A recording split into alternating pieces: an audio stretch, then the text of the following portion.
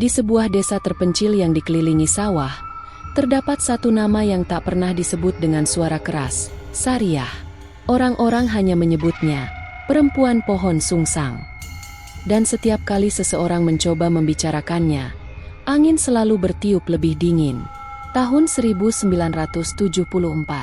Malam itu, langit tampak seperti disayat-sayat petir. Di sebuah rumah panggung sederhana, seorang gadis desa berusia 19 tahun, Sariah, tengah bersiap untuk malam pernikahannya. Tapi wajahnya tak menunjukkan bahagia. Ia hanya duduk menunduk, memegangi kain lusuh pemberian ibunya yang sudah wafat. Sariah adalah anak yatim piatu. Ia hidup sebatang kara di rumah peninggalan orang tuanya, dan menjadi gadis yang terkenal akan kecantikannya. Banyak lelaki datang untuk melamar, tapi ia tak pernah memilih. Sampai suatu hari, lelaki kaya dari kampung seberang bernama Ruslan datang dengan cincin emas dan janji manis. Namun semua itu hanya topeng. 2 hari setelah pernikahan, Sariah baru menyadari semuanya tipu daya.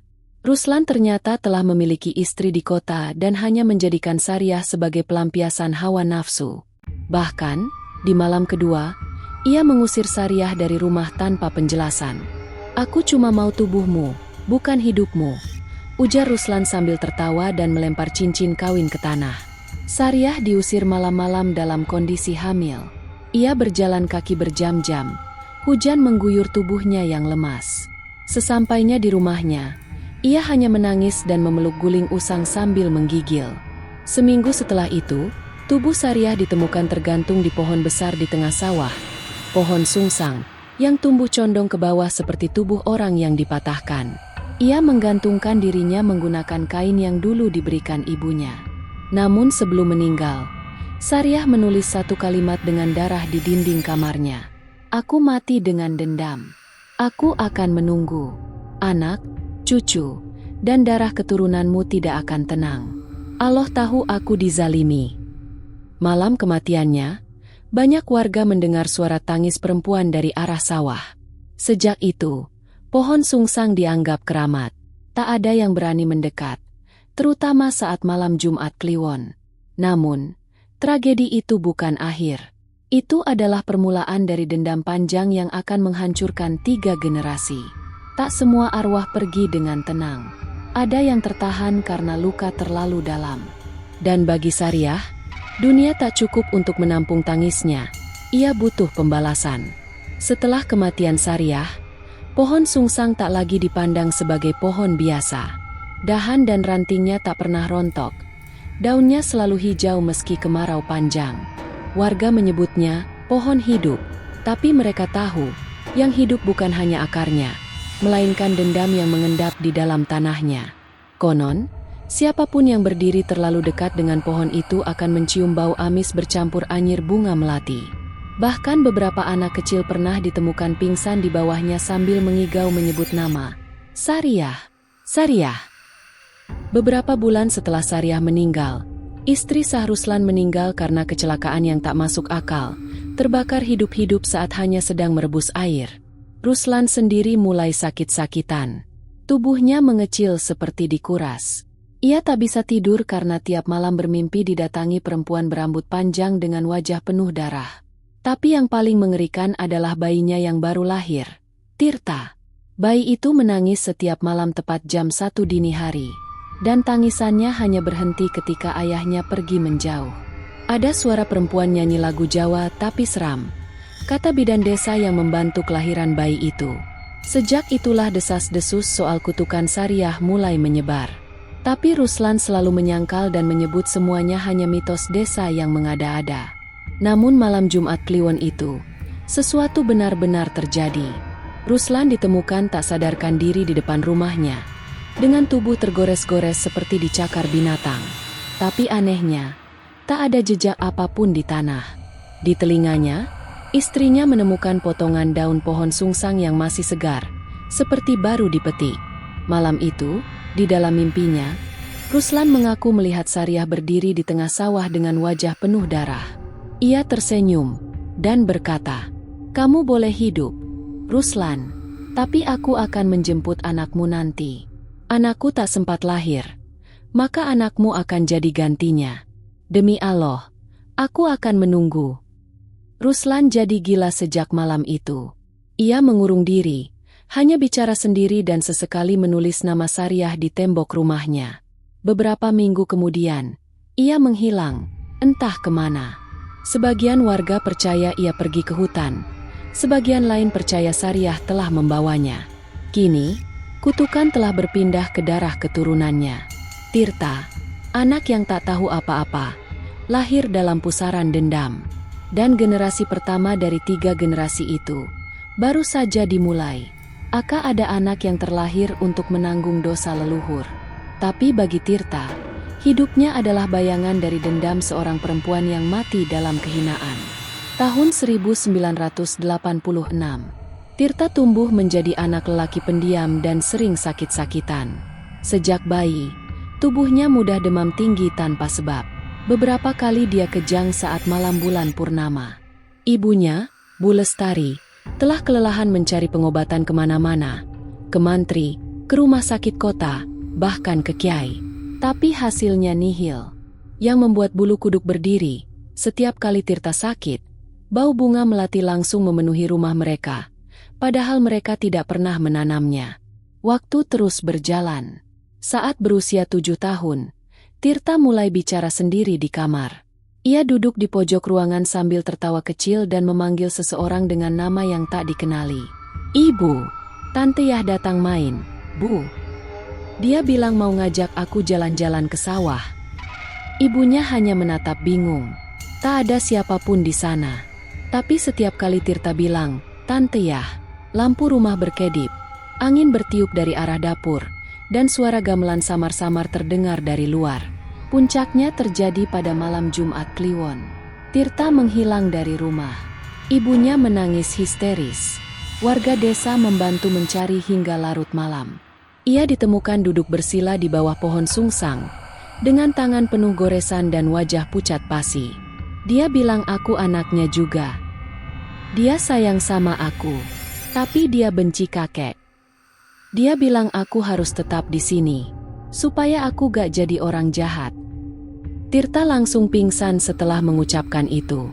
Dan saat dibawa pulang, seekor burung hantu hitam terbang dari atas pohon dan mengeluarkan suara aneh, seperti tawa perempuan menangis. Sejak malam itu, Tirta sering bermimpi buruk. Ia selalu bangun dengan kuku-kuku yang berdarah, seperti habis mencakar sesuatu. Anehnya, di dadanya muncul bekas luka berbentuk simbol lingkaran dengan garis silang, dan bekas itu muncul sendiri tanpa sebab. Bu Lestari tak kuat lagi menyimpan semua ini. Ia akhirnya pergi menemui Mbah Suro, seorang dukun tua yang dulu juga yang membantu persalinan Sariah puluhan tahun lalu. Mbah Suro hanya menatap mata Bu Lestari dan berkata, "Anakmu bukan hanya cucu Ruslan. Dia juga titipan dendam dari arwah yang tak pernah diterima di tanahnya sendiri. Kalau kau tak segera bersihkan darahnya, maka arwah itu akan memakai tubuhnya untuk mengulang takdir yang lama." Tapi sayangnya, belum sempat dilakukan pembersihan. Tirta mengalami hal mengerikan. Malam itu, saat gerimis turun, ia ditemukan ibunya berdiri menghadap tembok, menggambar dengan darah di tangannya sendiri. Di tembok itu tertulis satu kalimat, "Aku adalah pengganti." Dan dendam ini belum selesai. Beberapa mimpi bukanlah bunga tidur, tapi pesan dari dunia yang tak kasat mata. Dan bagi Tirta, mimpinya adalah awal dari akhir. Beberapa hari setelah insiden tulisan berdarah di tembok, Tirta semakin memburuk. Ia kerap bangun tengah malam sambil berteriak histeris. Wajahnya pucat, matanya merah, dan tubuhnya menggigil hebat. Ada yang berdiri di pojok kamar. "Bu." Dia pakai kebaya. Rambutnya panjang banget. Dia bilang waktunya sudah dekat. Ibunya mulai kehilangan akal sehat. Ia membakar dupa, memanggil kiai, memohon pertolongan kemana-mana. Namun tak satu pun yang berhasil mengusir gangguan dari tubuh anaknya. Setiap malam, suara gamelan dan tangisan samar terdengar di belakang rumah, persis seperti yang dulu terdengar saat Sariah meninggal. Suatu malam, mimpi Tirta mencapai puncaknya. Ia bermimpi dirinya sedang berada di tengah sawah yang diselimuti kabut. Di hadapannya berdiri seorang perempuan berbaju kebaya putih yang compang-camping. Wajahnya setengah hancur seperti habis terbakar. Di tangannya, perempuan itu menggenggam boneka jerami yang menyerupai bayi. "Aku seharusnya menjadi ibu," ucap perempuan itu. "Anakku tak pernah lahir. Tapi kamu bisa jadi penggantinya. Kita bisa ulang semuanya. Tapi kamu harus ikut denganku sekarang." Saat perempuan itu mengulurkan tangan, Tirta hanya bisa menangis. Tapi tiba-tiba suara lain menggema dari langit. Suara zikir yang membuat perempuan itu menjerit dan lenyap. Tirta terbangun dari tidurnya, namun matanya kosong. Ia berjalan keluar rumah, menuju sawah, seperti orang linglung. Ibunya mengejarnya, berteriak memanggil. Tapi Tirta terus berjalan, tubuhnya gemetar. Bibirnya komat-kamit menyebut satu nama. "Sariah, Sariah, aku datang." Tepat di bawah pohon sungsang, Tirta roboh. Tubuhnya menggigil hebat, lalu berhenti bernapas, tanpa sebab, tanpa luka, tanpa suara. Malam itu, desa kembali diguncang. Kematian anak lelaki berusia 13 tahun, sehat secara fisik, namun dengan wajah yang tersenyum saat meninggal. Beberapa warga melihat cahaya kuning keemasan melayang ke arah pohon sungsang, lalu menghilang. Di hari pemakaman Tirta, langit mendung tanpa hujan. Pohon sungsang tiba-tiba menggugurkan daunnya untuk pertama kalinya sejak puluhan tahun, dan dari ranting tertinggi, tergantung sehelai kain putih dengan bercak darah. Warga percaya, itu milik Sariah yang telah mendapatkan kembali anaknya. Namun dendam tak selesai di situ. Sebab darah Ruslan belum berhenti mengalir. Dan generasi berikutnya telah tumbuh dewasa. Ada dendam yang tak bisa dipadamkan oleh waktu. Tapi ada pula pengorbanan yang mampu menutup luka dari 3 generasi. Malam itu, Rangga berdiri di bawah pohon sungsang, tubuhnya menggigil. Di tangannya, ia menggenggam surat tua yang ditulis kakeknya, Ruslan, sebelum menghilang. Dalam surat itu, Ruslan mengakui semua dosanya pada Sariah, bagaimana ia menipu, memperkosa, dan menelantarkannya dalam keadaan hamil. Surat itu dibungkus dalam kotak besi kecil yang terkubur di bawah lantai rumah tua keluarga mereka. Entah kenapa, kotak itu baru ditemukan saat renovasi rumah, dan sejak itu gangguan terhadap anak Rangga, Nina, semakin menjadi. Nina yang baru berusia 10 tahun, sempat hilang dan kembali tanpa bisa bicara. Ia hanya menangis sambil menunjuk ke arah pohon sungsang, seolah menyimpan kenangan yang bukan miliknya. Rangga akhirnya menemui Mbah Suro, dukun sepuh yang sudah hampir pikun tapi masih menyimpan ilmu warisan leluhur. Mbah Suro menjelaskan bahwa dendam Sariah bisa diredam, tapi harus ada tumbal darah dari keturunan langsung Ruslan yang dengan ikhlas menyerahkan diri. "Kalau bukan kamu, maka anakmu yang akan diambil," kata Mbah Suro dengan suara parau. Malam Jumat Legi, Rangga mandi kembang, memakai kain putih dan membawa surat pengakuan dosa itu ke pohon sungsang. Ia duduk bersila dan membaca surat itu keras-keras di bawah cahaya bulan. Air matanya mengalir. "Wahai Sariah, demi Allah, aku mohon, biarkan semua ini berakhir di aku. Jangan ambil anakku. Aku minta maaf untuk dosa yang bukan kulakukan, tapi kulunasi dengan nyawaku." Tiba-tiba, angin berhenti, udara menjadi hening. Dari balik kabut sawah, muncul sosok perempuan berkebaya putih, rambut panjang menutupi wajah, berjalan perlahan ke arah Rangga. Ia berdiri diam. Kemudian terdengar suara tangis lirih. "Aku hanya ingin keadilan. Anakku tak sempat lahir, tapi akhirnya ada yang mengakui kesalahannya." Sariah mengangkat wajahnya. Dan untuk pertama kali dalam puluhan tahun, ia tak terlihat menyeramkan.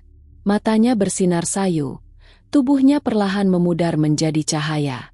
Dan di hadapan pohon sungsang, Rangga terjatuh ke tanah, tersenyum, namun tak bernapas lagi. Tubuhnya membeku dengan damai, tanpa luka, tanpa jejak kekerasan. Esok paginya, warga mendapati pohon sungsang telah tumbang. Akar-akarnya membusuk, dan batangnya menghitam seperti hangus dari dalam. Sejak hari itu, bau melati tak pernah muncul lagi. Sawah kembali subur. Anak-anak desa tak lagi takut bermain di sana. Dan Nina, untuk pertama kalinya sejak peristiwa hilangnya ia bicara. Ayahku sudah ketemu temannya. Tante yang baik. Namanya Sariah. 3 generasi harus membayar dosa satu orang. Dan dendam yang lahir dari ketidakadilan akhirnya menemukan jalan pulang. Melalui pengorbanan dan pengakuan yang tulus. Sariah pun tenang. Dan pohon sungsang tinggal kenangan.